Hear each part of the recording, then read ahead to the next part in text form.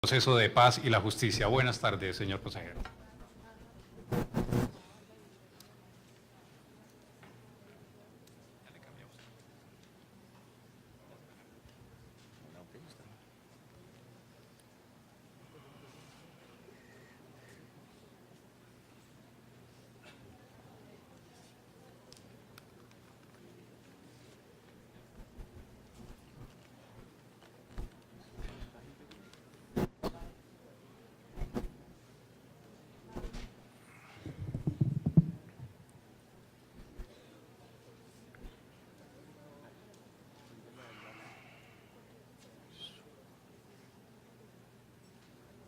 Muy buenas tardes a todos. No es fácil hablar después de haber oído un testimonio tan fuerte como el que acabamos de oír, pero también nos da aliento para hacer lo que estamos haciendo. Yo voy a tratar de hablar de manera un poco telegráfica para aprovechar el tiempo, porque luego sigue el doctor Humberto, jefe de la delegación, que se va a referir a la actualidad del proceso en La Habana y a sus desafíos. Sí quisiera agradecer a la Corte Constitucional por este evento que el gobierno ha apoyado. Apoyamos a su presidente, doctor Palacios, desde el comienzo con esta idea y lamentamos mucho habernos perdido los 2 primeros días justamente porque estábamos en La Habana. Yo quería hablar alrededor de 5 temas que he llamado 5 premisas del proceso de paz. Pero antes quería decir 2 cosas. La primera es que estamos verdaderamente en un momento de decisiones. Nunca en nuestra historia moderna, creo yo, hemos estado tan cerca de la paz, y lo digo desde lo que he podido conocer en los últimos 3 años apoyando al presidente Santos en la preparación, desarrollo y ejecución de este proceso. Pero también es cierto que enfrentamos un reto de extraordinaria dificultad, porque hoy la paz necesariamente se tiene que lograr dentro de un marco de justicia, un marco que estableció en sus fundamentos el marco llamado Marco Jurídico para la Paz, pero que tiene que tener un desarrollo, y para ese desarrollo la verdad es que no existen modelos en el mundo, no existe un ejemplo real que nos sirva en una negociación que se está dando en tiempo real. Yo digo incluso que a mi juicio la justicia transicional no ha conceptualizado adecuadamente lo que significa una transición de la guerra a la paz y que tenemos nosotros los colombianos entre todos que construir ese modelo. La primera premisa de este proceso es que es un proceso para terminar el conflicto, Esa ha sido la posición del gobierno desde el primer día, el año pasado, en febrero, que nos vimos cara a cara con las FARC, es que estábamos ahí sobre la base de una decisión de terminar. Yo creo, después de este tiempo, que esa decisión está en las FARC, obviamente no de cualquier manera, pero sí creo que es una decisión que se ha venido madurando y que está madura. Y de esa misma premisa de terminar se deriva lo que podríamos llamar la estructura del proceso, que se trata justamente de ponernos de acuerdo en parar y acabar para siempre la guerra, de ponernos de acuerdo en unos puntos fundamentales de agenda que van a sentar las bases para la construcción de la paz, que es lo que estamos discutiendo ahora en La Habana, para luego poder abrir una siguiente fase, etapa o como se quiera llamar, de transición y de construcción de la paz, que es de lo que se trata realmente este proceso. Y por eso decimos, y ha dicho tantas veces el presidente Santos, que la paz se construye entre todos, pero para poderla comenzar a construir como corresponde, tenemos que acabar con el conflicto. Lo segundo que no podemos, o lo segundo quisiera decir que no se puede olvidar, es que este ha sido un conflicto muy largo, muy cruel, con millones de desplazados, con cientos de miles de muertos, con decenas de miles de secuestrados y desaparecidos y con personas como la Madre La Candelaria, que acabamos de oír, que por tanto tiempo han vivido en el miedo y han vivido reducidos en sus capacidades como seres humanos justamente por el horror que han tenido que padecer. Y también tampoco podemos olvidar que si terminamos ese conflicto, si terminamos un conflicto de 50 años, esto será para Colombia un verdadero momento fundacional en el sentido político de la palabra. Seremos otro país con otras posibilidades. Por eso lo principal, la perspectiva a nuestro juicio tiene que estar en esa posibilidad de una transición hacia la paz. Dentro de eso, las penas y la sanción para los victimarios, para quienes hayan de todos los lados cometido infracciones y violaciones al VIH y a los derechos humanos, son por supuesto importantes, pero son solo un elemento de lo que tiene que ser esa visión. Más importante aún es la satisfacción integral de los derechos de las víctimas y más importante todavía es el fortalecimiento del Estado de Derecho, la reconstrucción de las regiones con el objetivo de asegurar la no repetición de ese conflicto de medio siglo. Lo que me lleva a una segunda premisa, que es que decimos en el gobierno que la paz tiene que ser una paz territorial. No me voy a extender en este punto, en algún otro escenario hablé de él, solo quisiera decir que lo que está en juego acá no es simplemente la reincorporación a la vida civil y de la guerrilla, sino la integración de unos territorios que han padecido el conflicto, de unas poblaciones que han padecido el conflicto y la satisfacción de todos los derechos de esos ciudadanos que han vivido tanto tiempo por fuera de la vida nacional. ¿Y eso cómo lo vamos a hacer? Lo vamos a hacer con unas grandes intervenciones de desarrollo rural en las regiones, que es lo que ya hemos acordado con las FARC y que, como hemos visto en las últimas semanas, clama el país. Lo vamos a hacer con una mejor distribución de la tierra, que es otra cosa que hemos pactado con las FARC, la creación de un gran fondo de tierras. Y menciono eso porque quiero hacer énfasis en que justicia en esta transición tiene que entenderse también como justicia distributiva, como la capacidad de dar a los que no han tenido algo para que tengan una base para una mejor vida, para que sientan que el Estado les presta atención, para que se sientan más cerca al Estado de Derecho, sientan que tienen algo que defender, que no son simplemente unos derechos de propiedad de la tierra, sino el haber sido reconocidos como ciudadanos y como parte de la comunidad. Por eso decimos que este proceso de paz territorial tiene que llevar a una especie de reconstrucción en las regiones del pacto social. Ahora, esa paz territorial sería imposible si no hay una gran participación ciudadana, que es la tercera premisa que quería mencionar. Para que la paz en Colombia sea posible, vamos a requerir en esa fase de transición una gran movilización de la sociedad en general y de las comunidades de las regiones en particular. Hay que imaginarse cómo la gente conjuntamente trabaja en el desarrollo e implementación de esos acuerdos, que no es simplemente implementación. Siempre hemos dicho, en La Habana se puede acordar el qué, pero el más importante, el cómo, es algo que hay que discutir democráticamente entre todos y con el apoyo de todos, de toda la sociedad. Imaginémonos una gran movilización donde las universidades, los estudiantes, los empresarios salen, se vuelcan sobre las regiones para ayudar en ese escenario de reconstrucción. Imaginémonos una verdadera campaña de reconstrucción nacional que en un término de tiempo de 5 o de 10 años realmente logre dar un vuelco a la situación de ese país nuestro tan golpeado y a veces tan ignorado en las ciudades y asegurar la no repetición del conflicto.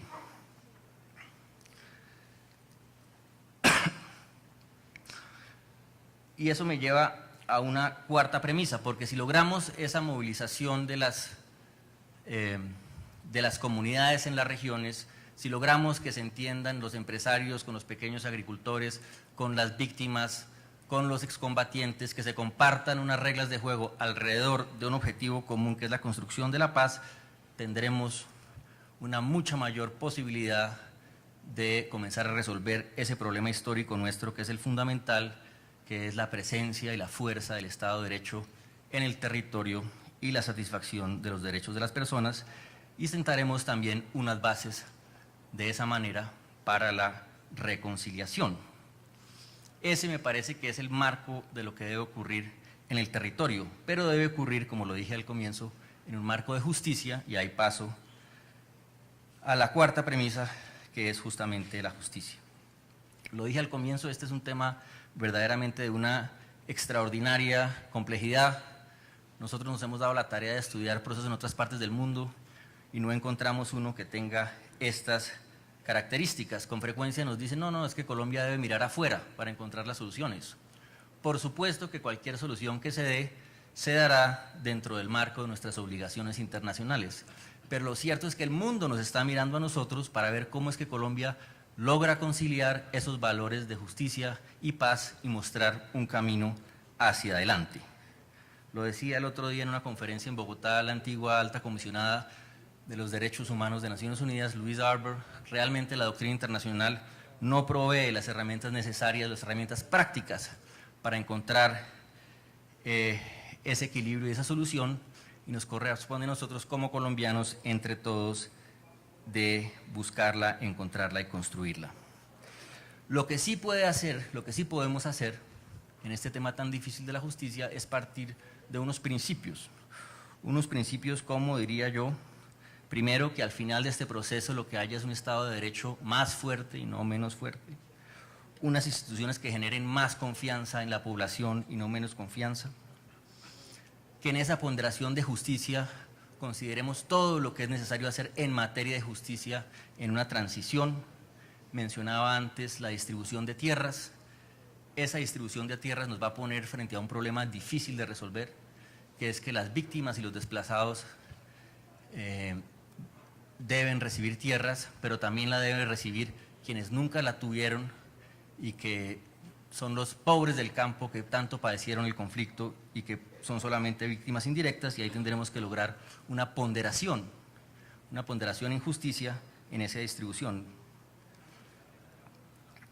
Y sobre todo, me parece, en estos principios tenemos que entender que en el marco de un conflicto de 50 años, la lucha contra la impunidad la tenemos que entender como la satisfacción de los derechos de las víctimas con una estrategia integral de verdad, justicia y reparación. Una estrategia que será mucho más eficaz si hay paz. Si hay paz, tendremos verdad. Si hay paz, podremos hacer mejores investigaciones de lo ocurrido. Si hay paz, podremos tener programas mucho más ambiciosos de reparación. Aprovecho para decir, frente a la representante de las Madres de la Candelaria, que las víctimas están más que bienvenidas en La Habana. Por eso tenemos un punto que acordamos el año pasado con las FARC por primera vez en un acuerdo de paz, que es justamente el punto de víctimas. En ese momento las vamos a oír y no es imposible que se considere también conjuntamente, pero eso no es una decisión nuestra del gobierno, sino en la mesa, hacerles una invitación anterior. Yo quería decir frente a esta posibilidad de satisfacción de los derechos de las víctimas, que nos alienta mucho lo que hemos entendido como el fallo de la Corte Constitucional frente al marco jurídico para la paz, porque abre nuevas posibilidades que antes no existían. Abre la posibilidad de que se utilicen mecanismos no judiciales como complementarios para llevar a cabo investigación, sanción y para satisfacer derechos, de manera que ya la visión colombiana, que ha sido tan dominada, si me permiten el término, tan reducida a una visión de derecho penal, se ha ampliado. El marco nos va a permitir concentrarnos en lo más importante y dejar de perseguir lo menos importante, nos va a permitir aplicarle estos instrumentos a todos los que han participado en el conflicto, y sobre todo, me parece, nos va a permitir insistir en la importancia de las garantías de no repetición como la esencia de lo que tenemos que lograr, la ponderación de ese valor paz y no repetición. Desafortunadamente, la discusión sobre impunidad, más que en los derechos de las víctimas y cómo satisfacerlos de mejor manera, se ha centrado en la ejecución de la pena para los victimarios. Y ahí me atrevo a decir que, a mi juicio, se ha constituido una inesperada y extraña alianza entre organizaciones de derechos humanos y lo que yo llamaría los sectores más oscurantistas de la derecha colombiana, para reducir todo este debate de justicia transicional simplemente al punto de la ejecución de la pena. Eso no puede ser. Eso no puede ser, porque una ejecución de la pena sin verdad, sin reparación, sin verdaderas garantías de no repetición, vale muy poco. Tenemos que mantener el ángulo y el enfoque correcto. Con esto no estoy dudando de la buena fe de ninguna manera de las organizaciones de derechos humanos o de algunas organizaciones, porque no todas se oponen, muchas lo apoyan.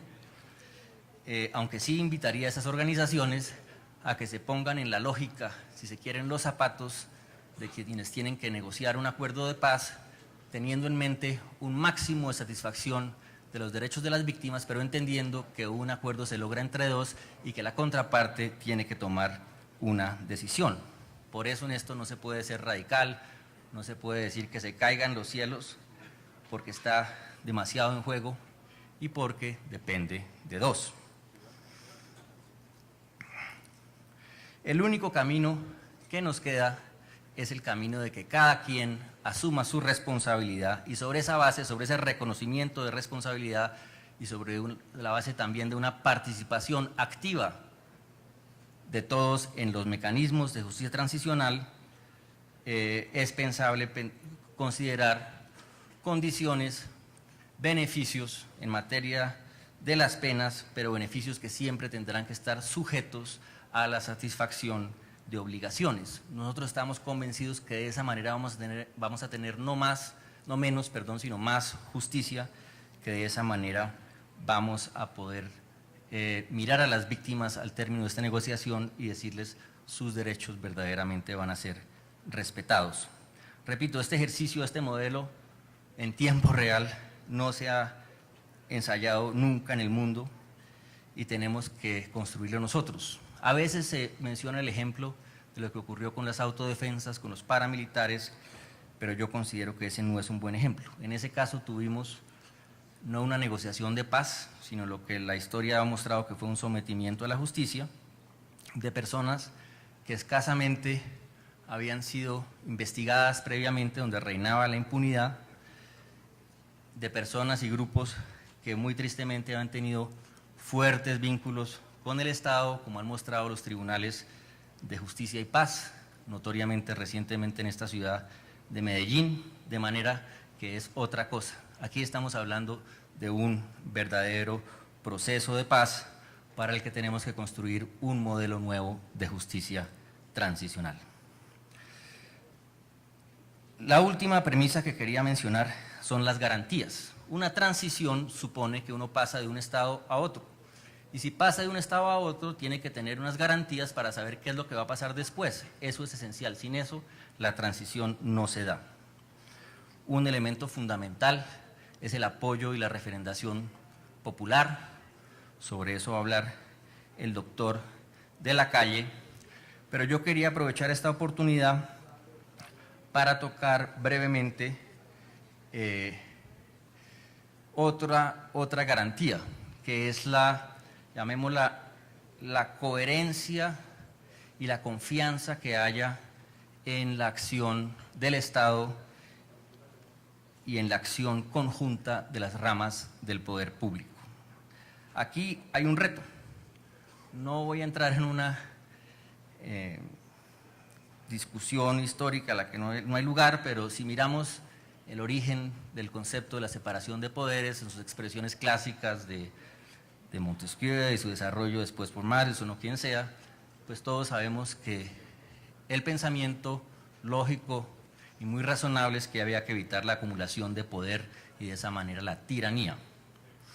Pero este desarrollo de la separación de poderes dejó también un problema, que es qué hacer cuando un país enfrenta una situación de excepción o una situación de emergencia.